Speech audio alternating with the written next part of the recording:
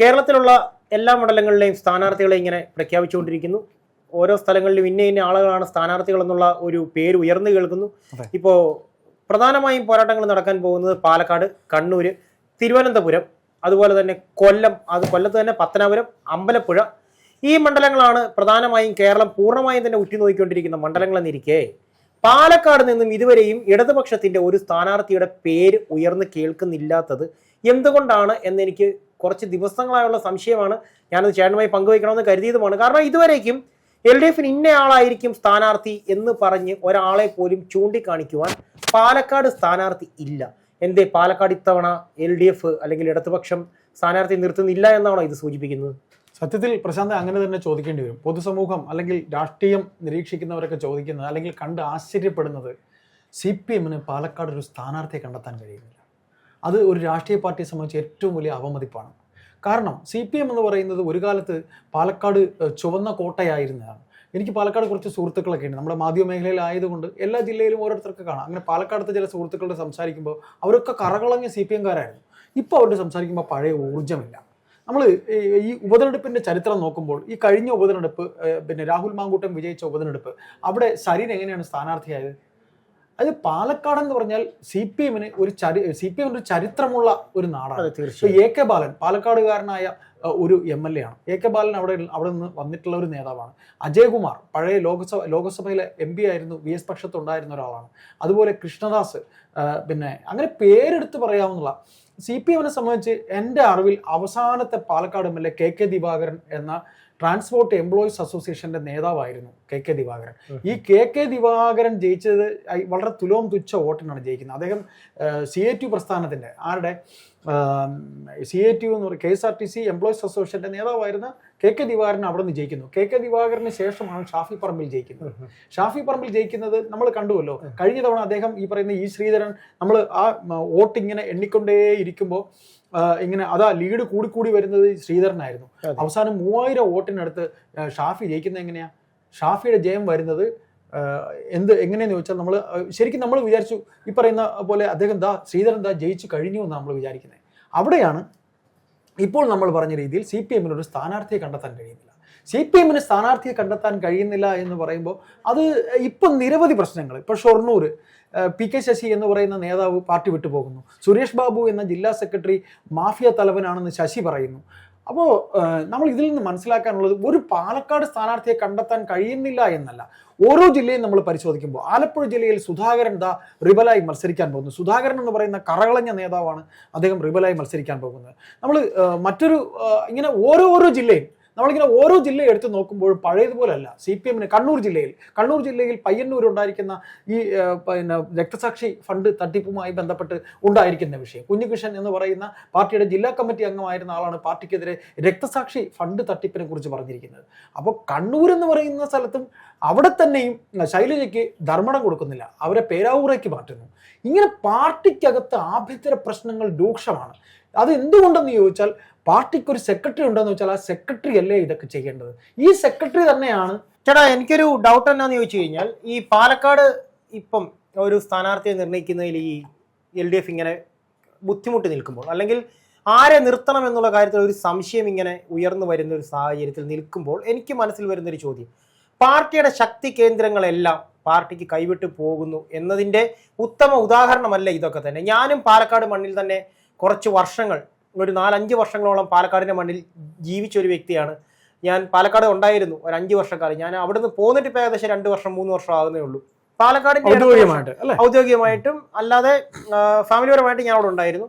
എനിക്ക് ഈ പാലക്കാടിന്റെ രാഷ്ട്രീയം എന്തെന്ന് ചോദിച്ചു കഴിഞ്ഞാൽ നിസ്സംശയം പറയാൻ പറ്റും ഇടതിന്റെ രാഷ്ട്രീയമാണ് പാലക്കാടിന്റെ രാഷ്ട്രീയം. ഏറ്റവും കൂടുതൽ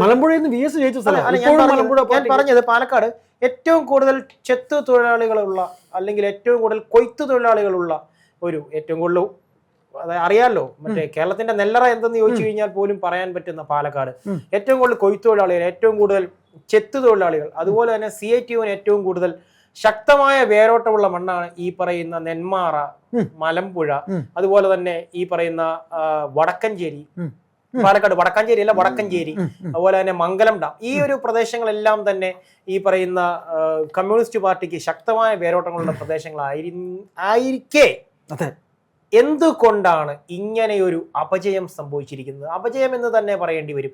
മുന്നോട്ട് എങ്ങനെ പോകണം, ആരെ നിർത്തണം, ആരെ സ്ഥാനാർത്ഥിയാക്കി നിർത്തും, അയാൾ വിജയിക്കുമോ ഇല്ലയോ എന്നുള്ള ഒരു ഭയം എന്തുകൊണ്ടാണ് പാർട്ടി നേതൃത്വങ്ങൾക്ക് വരുന്നത്? ചേട്ടാ, മുൻപൊക്കെ മലമ്പുഴ VS മത്സരിക്കുമെന്ന് പറഞ്ഞാൽ അദ്ദേഹം മലമ്പുഴ തന്നെ മത്സരിക്കും. മട്ടന്നൂര് KK ശൈലജ മത്സരിക്കും എന്ന് പറഞ്ഞാൽ അവിടെ ടീച്ചർ തന്നെ മത്സരിക്കും. ഈ പറയുന്ന തിരുവനന്തപുരത്ത് V ശിവൻകുട്ടിയാണെന്ന് പറഞ്ഞാൽ V ശിവൻകുട്ടി തന്നെ. അതുപോലെ തന്നെ ഈ പറയുന്ന പിണറായി വിജയന്റെ മണ്ഡലം, അവിടെ വിജയൻ സഖാവ് തന്നെ, പിണറായി വിജയൻ സഖാവ് തന്നെ. അങ്ങനെ ഓരോരോ മണ്ഡലങ്ങളിലും അവരവർക്ക് അവരവരുടേതായ സ്ഥാനാർത്ഥികൾ ഉണ്ടായിരുന്നു. എന്നിരിക്കെ പാലക്കാട് ഒരു PK ശശിയുടെ ഇറങ്ങിപ്പോക്കുകൊണ്ട് ശരിക്കും പറഞ്ഞു കഴിഞ്ഞാൽ കമ്മ്യൂണിസ്റ്റ് പാർട്ടി ഒരു സ്ഥാനാർത്ഥിയെ കണ്ടെത്താനാവാതെ ബുദ്ധിമുട്ടുന്ന അവസ്ഥ എന്ന് പറഞ്ഞു കഴിഞ്ഞാൽ അത് പാർട്ടിയുടെ അപജയം തന്നെയല്ലേ എന്നാണ് ഞാൻ ഒരിക്കൽ കൂടി ചോദിക്കുന്നത്. അപ്പോൾ ഇത്തരത്തിൽ പ്രശാന്ത് ചോദിക്കുമ്പോൾ അതിന് ഒറ്റ മറുപടിയേ ഉള്ളൂ. അത് രണ്ടാമത് ഒരു വേള ഭരണത്തിലേക്ക് CPM വരുമ്പോൾ സംഘടന തകർന്നു പോവുകയാണ്. CPM എന്ന് പറയുന്ന സംഘടന തകർന്നു പോവുകയാണ്. സംഘടന തകർന്നത് കൊണ്ട് മാത്രമാണ്, സംഘടന തകർന്ന് നാമാവശേഷമായത് കൊണ്ടാണ് ഒരു സ്ഥാനാർത്ഥിയെ കണ്ടെത്താൻ പോലും കഴിയാത്തത്. ഇപ്പോൾ അവർക്ക് TK നൗഷാദ് എന്ന് പറയുന്ന ഒരു സ്ഥാനാർത്ഥിയെ അവർ കണ്ടെത്താൻ പോവുകയാണ്. ഒരു പഴയ ഒരു നേരത്തെ മത്സരിച്ച് ജയിച്ചിരുന്ന ഒരു MLA ആണ്. അദ്ദേഹത്തിനെ CPM പിന്നെ കൊണ്ടുവരാൻ പോവുകയാണ്. പിന്നെ പല വ്യവസായികളോടും അവർ സംസാരിച്ചെന്ന് പറയുന്നു. സരിന് ഇനി മത്സരിക്കാൻ പറ്റില്ല, സരിന് പാലക്കാട് മത്സരിച്ച് ഇനി എനിക്കൂടെ നാറാൻ പറ്റില്ല. അപ്പോൾ CPM-ന് അങ്ങനെ ഒരു സ്ഥാനാർത്ഥി ഇല്ലാതിരിക്കുമ്പോൾ കോൺഗ്രസിനെ നമ്മൾ പറയേണ്ടി വരും. കോൺഗ്രസിനെ സംബന്ധിച്ച് പാലക്കാട് അവരുടെ പ്രസ്റ്റീജ് ഇഷ്യൂ ആണ്. അതിനിപ്പോൾ ഈ രമേഷ് പിഷാരടി അല്ല എന്നുണ്ടെങ്കിൽ അവർ ആരായാലും കോൺഗ്രസിന് ഒരു നല്ല കാൻഡിഡേറ്റ് അവർ കണ്ടെത്തും.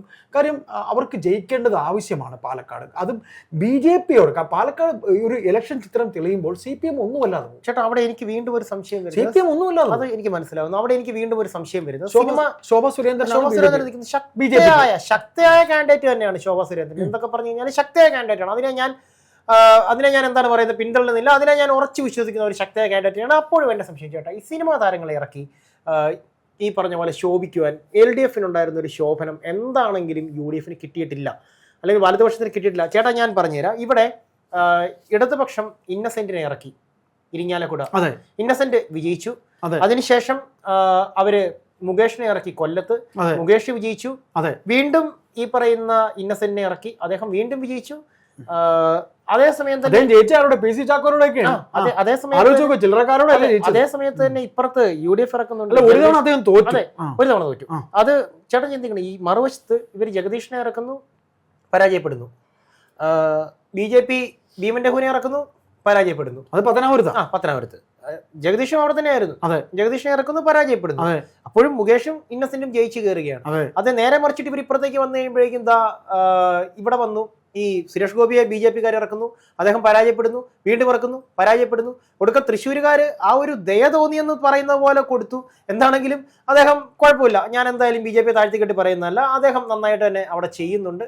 എന്നാലും ചെറിയ പിഴവുകളൊക്കെ അദ്ദേഹത്തിന്റെ ഭാഗത്തു നിന്നുണ്ടെങ്കിലും ഈ പറയുന്ന ഏറ്റവും കൂടുതൽ സ്ഥാനാർത്ഥികളെ ഈ പറയുന്ന നമ്മുടെ ധർമ്മജൻ ബോൾഗാട്ടിയുടെയൊക്കെ ഒരു എന്താ പറയുക, ഒരു കൊമേഡിയൻ ആയിട്ടുള്ള ക്യാരക്ടർ അയാൾ ഓക്കെയാണ്, ഒരു കോമഡി ക്യാരക്ടറിലാണ്. ധർമ്മജൻ ബോൾഗാട്ടിയെ ഇറക്കി തോൽക്കുന്നു. ഇടയ്ക്ക് എപ്പോഴോ സിദ്ദിഖിന്റെ പേര് ഉയർന്നു വന്നിരുന്നു. സിദ്ദിഖ് അതായത് പ്രശാന്ത് ചോദിക്കുന്നതിന്റെ അർത്ഥം ഇതാണ്, CPM-ന് ഒരു കാൻഡിഡേറ്റിനെ ഒരു സെലിബ്രിറ്റിയെ കിട്ടാനില്ല അല്ലെ? അല്ല, സെലിബ്രിറ്റി അല്ല, CPM-ന് സെലിബ്രിറ്റികളെ ഇറക്കി അവർ വിജയിപ്പിച്ചിട്ടുണ്ട്. ആര് പറഞ്ഞു? ഇപ്പൊ CPM-ന് അങ്ങനെ പോലും ആരെയും കിട്ടാനില്ല.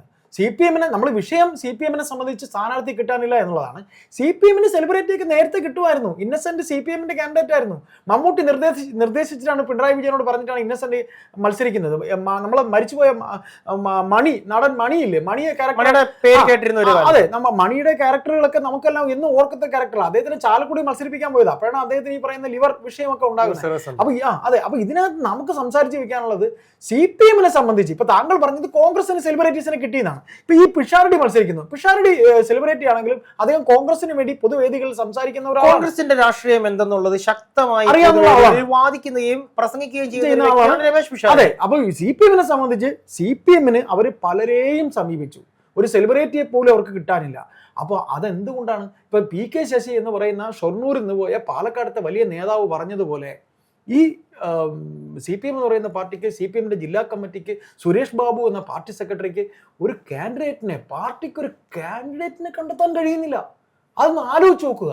ഇതൊക്കെ പറയുമ്പോൾ ചേട്ടാ എനിക്ക് ഓർമ്മ വരുന്ന ഒരു ഡയലോഗ് എന്ന് പറയുന്നത് പണ്ട് പറഞ്ഞതാണ്, ഈ കപ്പൽ ആടിയുലയുകയില്ല, ഇതിന്റെ കപ്പിത്താൻ ഉണ്ടെന്ന് പറഞ്ഞിട്ട് ഇപ്പൊ കപ്പല് പൂർണ്ണമായും അടിത്തട്ടിലേക്ക് മുങ്ങിപ്പോകുന്ന കാഴ്ചയാണ് പ്രശാന്തെ കണ്ടുകൊണ്ടിരിക്കുന്നത്. പ്രശാന്തെ ഈ പാർട്ടി അതായത് രണ്ടാമതൊരു തവണ കൂടെ CPM ഭരണത്തിലേക്ക് വന്നു കഴിയുമ്പോൾ അവരുടെ സംഘടനാ തലത്തിൽ അവർ തോൽവിയാണ്.